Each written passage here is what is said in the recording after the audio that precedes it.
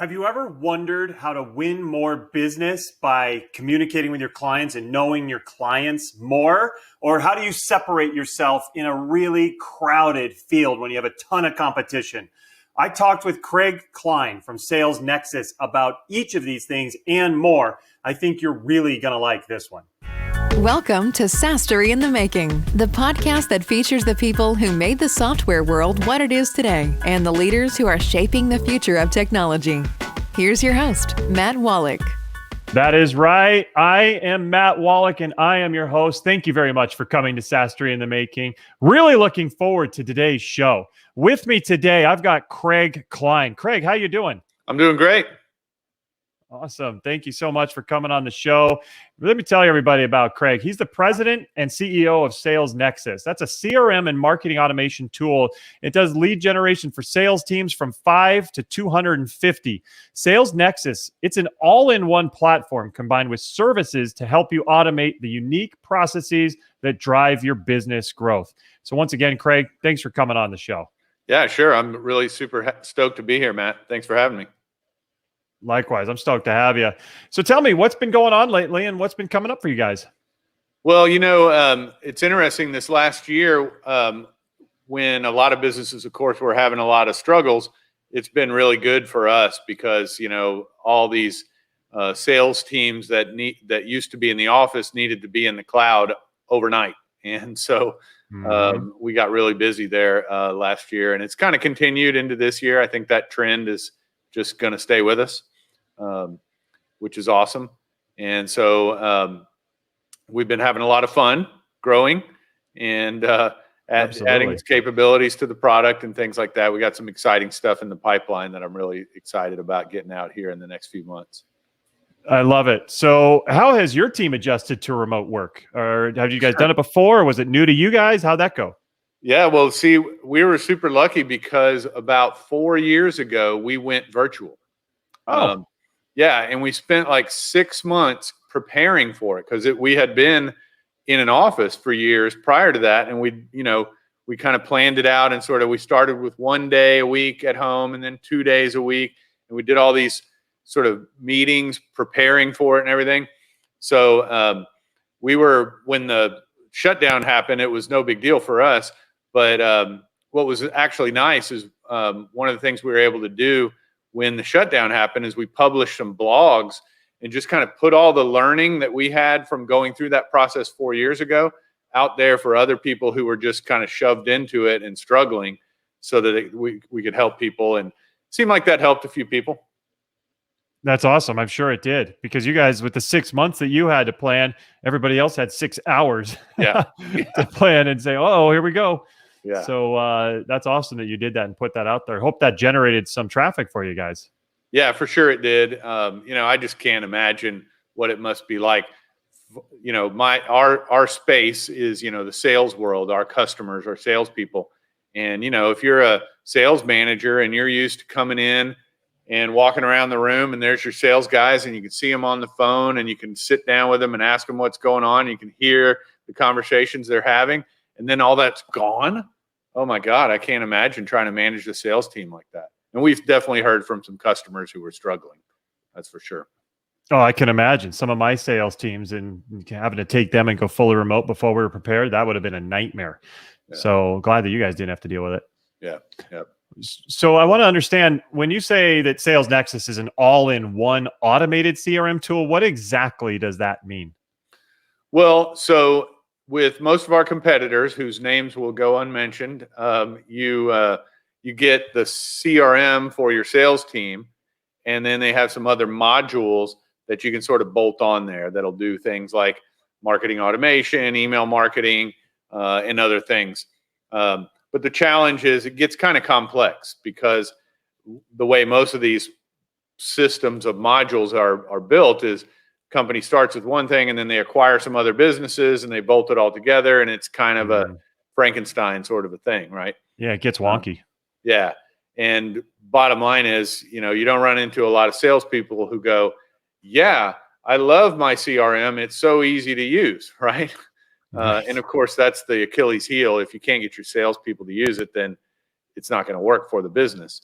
So So what we tried to do is boil it all into one system that's driven by the sales process.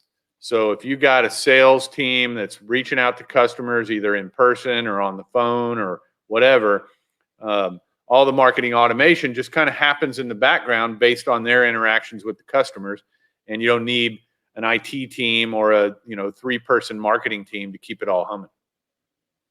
Absolutely. What made you guys want to build the tool? What was it that said, "Hey, we need this out there"? Well, my background is in sales, and so I was a VP of sales for a couple of different companies here in the energy business in Houston. And so I was a consumer of CRMs, right? I was trying to manage my team, and at the last company I was with before starting SalesNexus, we acquired a competitor, and I inherited their sales team, which was already remote. And so now we were using an old tool called Act, which back then was Oh yeah. the market leader. And it was great for salespeople. Salespeople loved Act. But trying to synchronize databases from remote workers, it was a nightmare.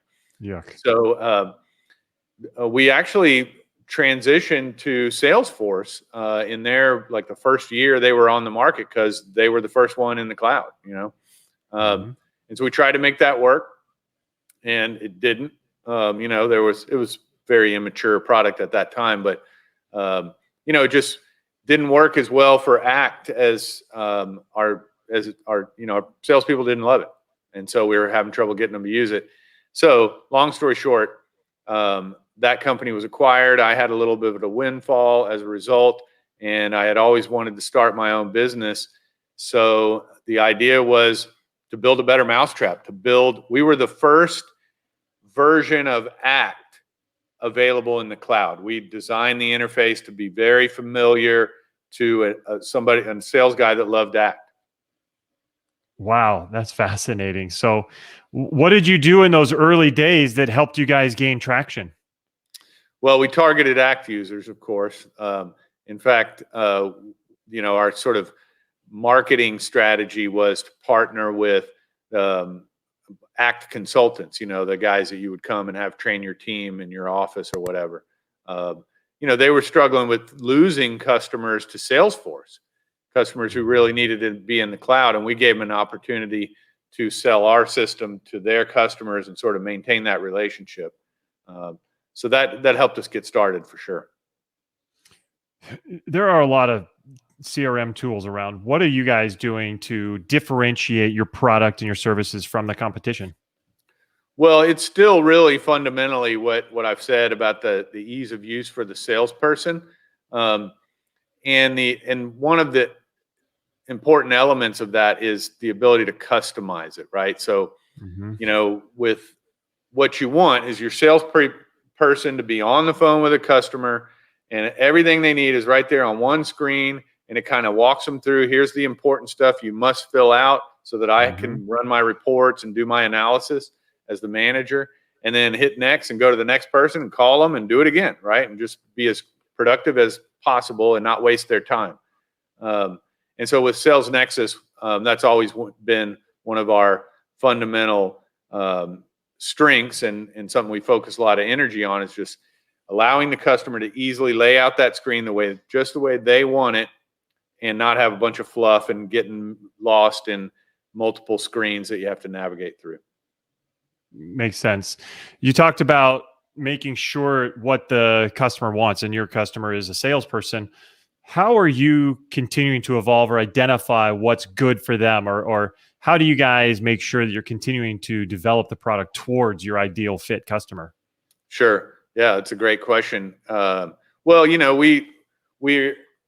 we're different from our competitors in that, again, where most of our competitors, like Act, like I mentioned a minute ago, they have these certified consultants that will come and help you with training and setup and stuff like that if you need it. We've never farmed that work out to others. We've always done it internally. And the reason we do that is we know how important it is to help the customer get it right. And if we help them get it right, they're going to be a customer much longer, right?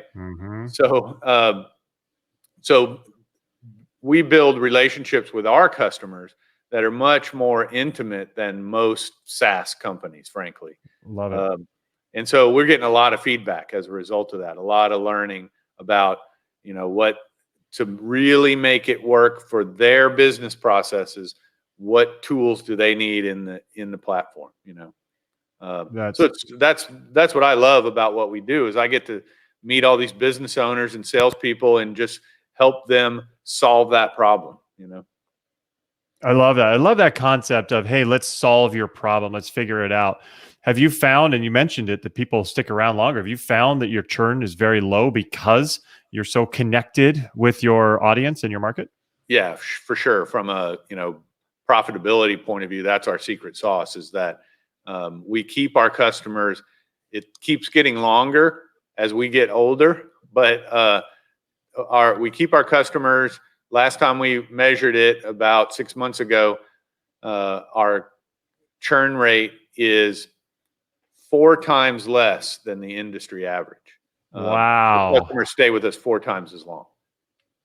That's phenomenal, Craig. Well done on that. That's amazing. Yeah, no, we wouldn't be making money if that wasn't the case. That's how we make money. So what exactly are you doing? Is it, do you have people who connect with them? You said you build relationships with them. It sounded like you yourself were also communicating with them. Yeah, I get involved as often as I can. I mean, I love doing it. Yeah, we have a team. And so, a new customer, they can sign up and set the system up themselves. The interface is easy for them to do the customization on their own. But a lot of people want help, right? It's hard to know, especially if it's your first time using a CRM for a new business, for instance. And if you're a founder, but you have never managed salespeople, you kind of don't even know what you should be having them capture about your customers, right? So we can bring all of that experience and expertise to the table and help them answer those questions, and then just go set it up for them. And then, at the end, we train their team. But by then, it's not like a generic training course in our tool. It's more, okay, we understand your business processes. Here's how to use this tool in your business. So it's much more impactful for the salespeople when we go live. Absolutely, especially since you're really associating it to them. It sounds like it's not just some generic stuff. It's really like, here's how your business can use the tool, can get ahead. That's phenomenal. Yeah, for sure. Yeah, we started doing a lot more marketing help in that regard. A lot email marketing and things like that. A lot of our customers are very inexperienced with that and need a lot of guidance. And so now we have a team that can help not only just design email templates, but really work with the customers on the strategy too. And that's been tremendous here in the last year or so because so many people lost contact with their customers. Not only they get sent home to work, but now you can't call your customer at work, right? You got their office number, but he ain't there, So email marketing has been a real saving grace for a lot of sales teams. It absolutely has. And you're right. A lot of people don't understand how to do that really well, how to optimize it. It's something, we work with and even you said before, how to set up their CRM. We work with our clients. You probably know we work with software founders, helping them scale. And those are some of the most common questions. How do we set up our CRM? How do we make sure our email marketing is working? It's really some of those basic, fundamental, foundational things that people really need to get right early. I'm glad that you're helping your customers do that. Yeah, no, like I say, that's the fun part. Absolutely. So other than, it sounds like really being focused on the customers, what are some of the other great things that you've done along your path that helped you guys? I mean, you've been around 19 years, that helped you guys get going, get great traction, continue to accelerate. What were some of those best things you've done? Well, I think probably, like you say, other than really just being very, very customer focused and very engaged with the customers, that's number one for sure. But I'd say number two was that, initially we were just a CRM. We didn't have the marketing automation capabilities. And then we began to do our own digital marketing, pay-per-click, SEO, et cetera, et cetera.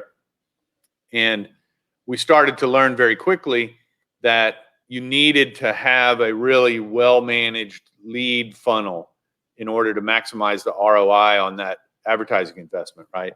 So that's when we built our first email marketing capabilities. It was really for our own needs, right? And that was a real game changer for us because, number one, the timing was really good. Everybody else was getting into AdWords too and struggling with the same thing. And so that's when we realized that this all-in-one capability was so powerful for a sales team. Because if you think about it, when you get a lead that comes through your website, somebody fills out a form, most organizations, even today, believe it or not, we run into them all the time, that, the lead goes to the sales manager via an email, right? And, that guy's busy. He might not even see it for a couple hours, right? Yeah. And then he just sort of arbitrarily decides, oh, yeah, I see Sam's in the office right now. I'm going to forward it over to Sam, right? Who knows if Sam's the best guy for that lead or not? And it's just, really, if you let those 2 hours go by in the first place, you've already kind of lost, right? And then there's no way to make sure there's good follow-up and all that, right? So being able to solve that problem for customers that are investing in digital marketing, that's a game changer, Huge. So that a lot of people who follow me, if you're listening, my 4 pillars to scaling software companies. Engage is pillar 2. You've got to get them from that initial interest, awareness, that initial lead to engage with you and connect with you. When they submit a lead, letting it sit there for a few hours or a few days, some companies leave them alone for a few days, is horrible. You've got to jump on them right away. That is so awesome that your system is helping with that. That's fantastic, Craig. Yeah, it's awesome. It's totally automatic now, right? I don't even worry about it. Recently, we added, it was last summer, I guess, we released the ability to add into that text messages. And so that's a game changer too. I mean, it's mind blowing how often people respond to text messages. I'm still just, kind of blown away by it. Oh, for sure. I mean, that's the way people are communicating these days. You got your phone, it's right there. It's always with you. That's really cool. I want to know, so that's some great stuff you did. What were some of the more difficult parts of your journey? And what have you done when you were building this company that maybe you wish you would have done differently? How much time you got? I mean, of course, there's a lot of stumbles along the way. Probably the biggest one was that our original vision for the product was to not only be the cloud-based tool that salespeople love to use because it's just simple and easy for a salesperson, but also to mobilize the experience. And of course, when we started, this is a long time ago. This is back before that was really a thing. So it was a great vision. But we were kind of ahead of our time, I think. Our timing was bad because back then there were no iPhones, there were no Androids. There was BlackBerry and the Palm Treo. And so we spent a lot of money and a lot of time developing apps for the Palm Treo. And right around the time that we got them releasable, ready for prime time, so to speak, that's when the iPhone came out. Of course. And then nobody wanted the Palm anymore. And we're sitting there going, but we got these cool apps, and back then, porting from one platform to another was that you really couldn't do it. You were starting over basically. And so we really didn't have any choice but to kind of take that mobile piece of the vision off the table for a period of time. And really only in the last 3, 4, 5 years have we really gotten that fully back onto the board in terms of the core part of our vision for the product, and that's a lot of fun now. But that was a big distraction back then that we poured a lot of resources into, and it just yielded zero. It's so frustrating. It's not your fault. I mean, who knew how the device wars were going to shake out and Right. how big the iPhone would be? I mean, the fact that I remember when Apple came out with a phone, people were like, "Are you serious? Really? You're a computer company with a phone?" So it's unfortunate, but I'm glad you guys got back into mobile because obviously it's a big deal. Yeah. Yeah. Yeah. It's interesting now. We're kind of rethinking the vision because now, with the shutdown and everything, what's the mobile sales force gonna need in the future? Are they going to be having as many meetings as they used to? It's not going to be so much about snapping a photo of a business card and having it uploaded into your cloud. We're kind of reevaluating that right now. So it's going to be interesting to see, but it's fun. Fun to work on those kind of things. It's, at the end of the day, salespeople are pretty simple animals, right? They're motivated by the money, of course, but most of the good ones are really motivated by the relationship with the customer, right? They want to spend their time engaging with the customer, not playing around with, pulling data from one thing and putting it over here and all of that. And so that's where we try to focus our attention, is just automate that experience so that everything they need is right there. And we have some new things we're cooking up now that'll be coming out later this year, hopefully this summer, to where, you, like, for instance, we were talking about a web form, right? Somebody fills out your web form and maybe they only fill out an email address. They don't provide you with a phone number or anything. Well, now we can grab for that email address. We can identify who that person is, get their phone number, their company name, their title, their mailing address. Wow. Their LinkedIn profile, all that stuff. So now the sales guy's totally armed to just go to work, That's phenomenal. That's some great stuff. Yeah, I can't wait.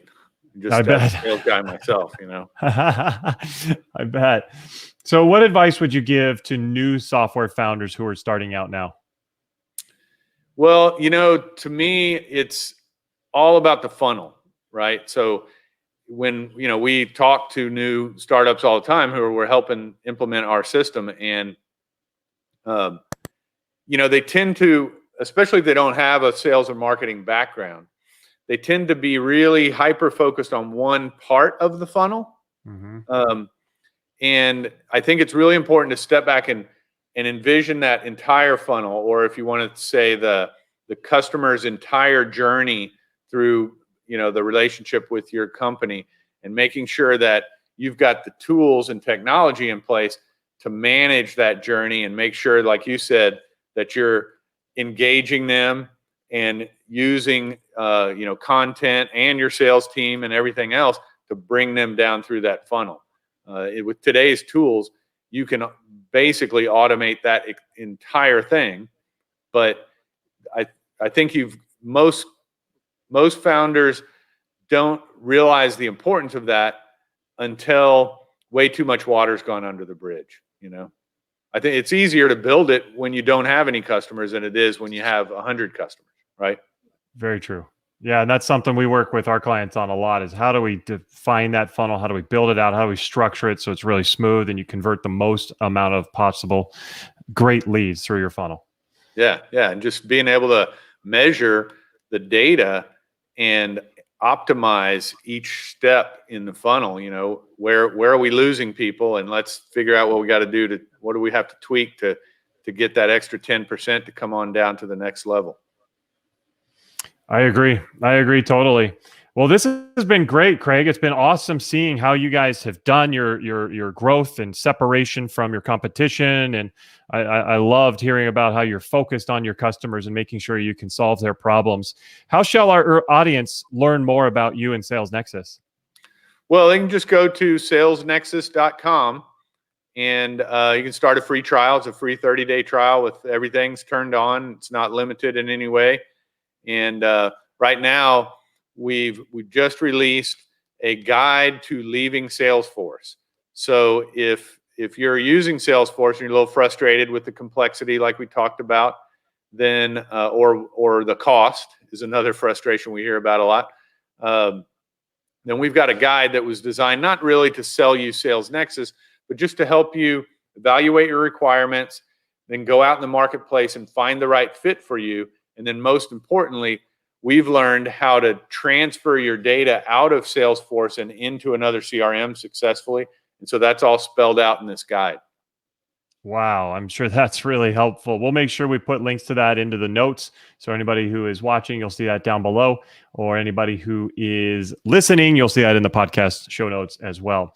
But once again, we've been talking with Craig Klein from SalesNexus. Craig, thank you for coming on the show. Thank you, Matt. It's been a lot of fun.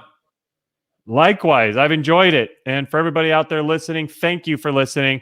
Please subscribe to our show. That way you're going to not miss any amazing interviews we have with some of the best and brightest within the SaaS world. So thank you for coming, and we will see you next time.